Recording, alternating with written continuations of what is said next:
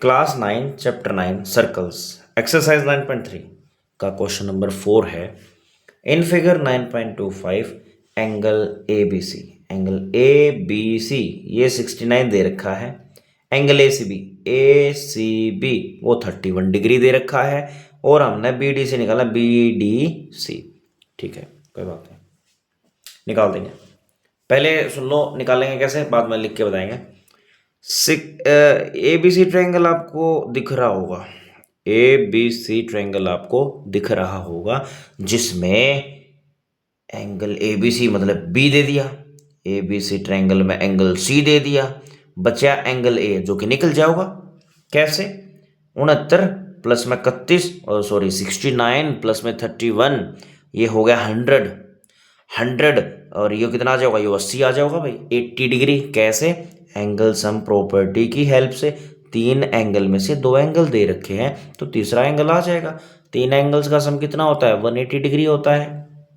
ठीक है, angle A आ गया, पर हमने तो यू निकालना है एंगल डी माने BDC। तो बेटा एंगल इन सेम सेगमेंट नहीं है, ये और ये एंगल इसी कोड ने तो बनाए हैं। कैसे? इसी कोड BC ने BAC बनाया, इसी कोड BC ने BDC बनाया। Angle in same segment are equal theorem होती है आपकी, कोई दिक्कत।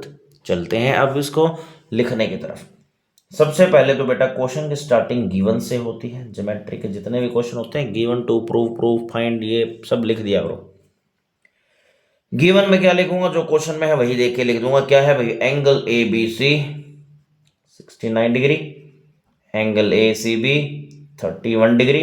फिर फाइंड क्या करना है, एंगल BDC। अब आ जाते हैं प्रूफ पे।